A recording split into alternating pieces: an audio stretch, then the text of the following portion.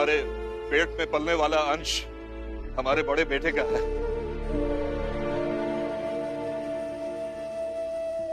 और हम तुम्हारे और अभय के रिश्ते को भी स्वीकार करते हैं बेटी।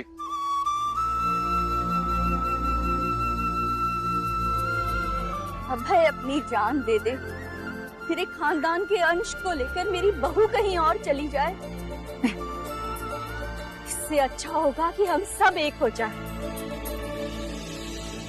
सच में बहुत अच्छा लग रहा है मुझे, क्योंकि अभी इस वक्त इससे अच्छा और कुछ हो ही नहीं सकता। गलत।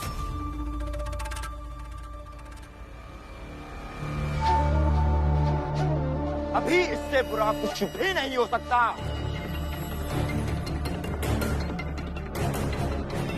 परेश जोशी जी, आप भी आए थे ना मेरी बहन को घसीटते हुए मेरे घर लेकर। उस दिन से आप इसके लिए फैसला लेने का अधिकार खो चुके हैं। निर्मला हमारे घर की बेटी है, इसके लिए फैसला हम लेंगे और फैसला होगा हमारी मान मर्यादा और सामाजिक नियमों के अनुसार, समझे? नरोत्तम जोशी जी, आपकी मान मर्यादा, सामाजिक कायदे कानून, नियम, परंपरा, ये सब चीजें कहाँ की रह जाएगी अगर आपकी बहन जीवन भर रोती रही तो? मैंने आपको पहले भी समझाया था, अब भी समझा रहा हूँ। समाज जीवन को सुगम करने के लिए होता है, जटिल करने के लिए नहीं। क्यों अपनी बहन की जिंदगी बर्बाद कर रहे हैं? उसे उसका जीवन जीने दीजिए। अब एक भगोड़ा मुझे बताएगा कि क्या उचित है और क्या अनुचित। खुद कानून से भाग रहा है, पुलिस कभी भी आकर पकड़कर लेकर जा सकती है, और तू मुझे बता रहा है कि क्या सही है और क्या गलत। हाँ? जोशी जी,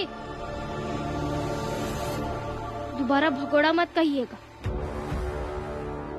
भगोड़े नहीं है ये। निर्मला जी को न्याय दिलाने के लिए अपनी जगह पर अडिग है,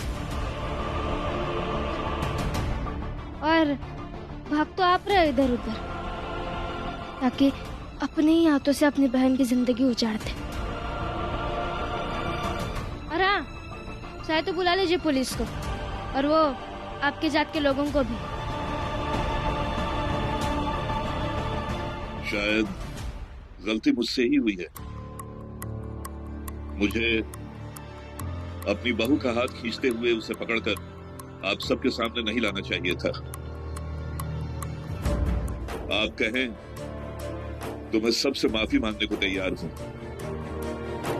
लेकिन हमें हमारे हाल पर छोड़ दीजिए।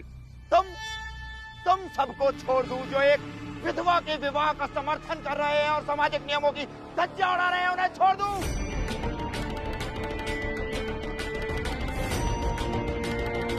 नरोत्तम जोशी छोड़ देता तुम सबको अगर ये मामला व्यक्तिगत होता, लेकिन ये मामला सामाजिक है। सही कहा था तूने परेश जोशी, तुझसे गलती हुई है और तेरी गलती सुधारूंगा मैं बुड्ढे।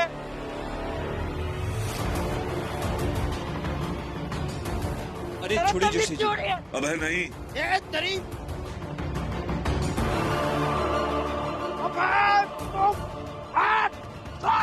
बाद में देखते हैं इनको हम। चलिए चलिए जोशी जी।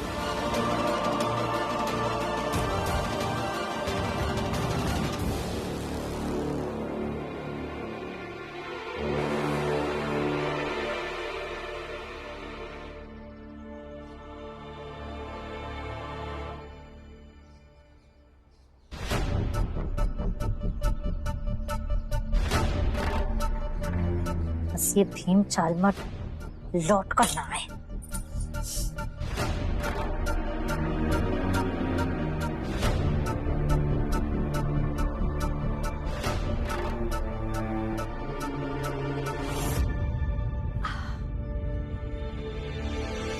अरे अरे, कहाँ जा रही जीजा भाई? बैठ, मुझे बात करनी है तेरे साथ।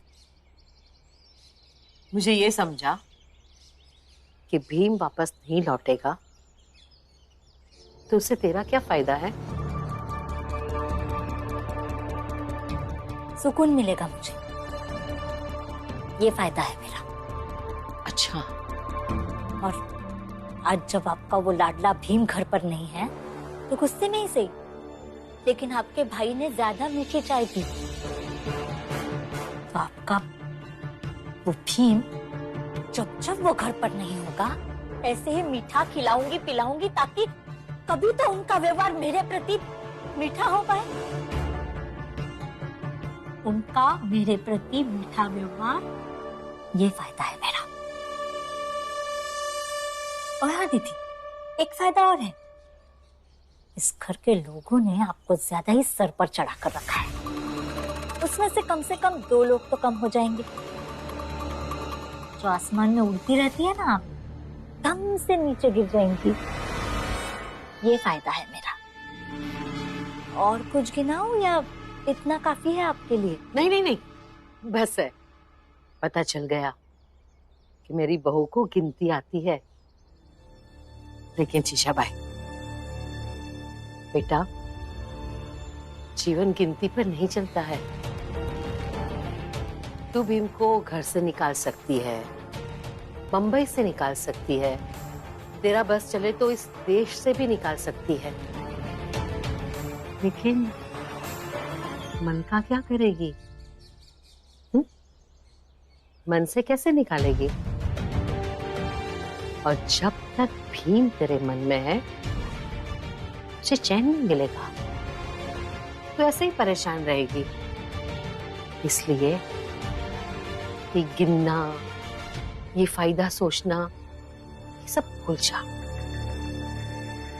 और हंसकर जीना सीख ले। तू हंसकर जिएगी तो पता चलेगा ये जीवन कितना हसीन है। और तुझे जितना लगता है ना, उतने बुरे हम है भी नहीं। और भैया को मीठी चाय पिलाने से या रिझाने से अच्छा ये होगा अपनी सोच बदल। फिर देख, सब कुछ बदल जाएगा।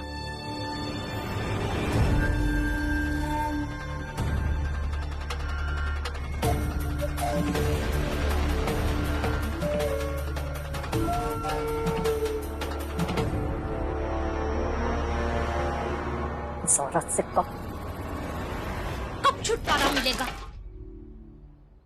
बुआ, अंदर क्या गिरा? कैसी आवाज आई? सगुना बाई, कुछ गिरा नहीं है। वो आपकी ननद का अहंकार किसी चीज से टकराकर चूर चूर हो गया। चाहिए आप अंदर?